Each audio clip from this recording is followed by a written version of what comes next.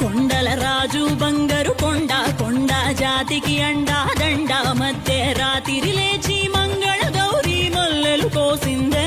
వాటిని మాలలు కడతా మంచు కొండల సామిని తలసిందే లో మెలికల నాగుల దండ బలపుల వేడికి ఎగిరి పడంగా ఉంటి ఈ బూది జల జల రాలి పడంగా సాంబడు కదిలిండే అమ్మ పిలుపుకు సామి అత్తరు సెగలై విలవిల నలిగిండే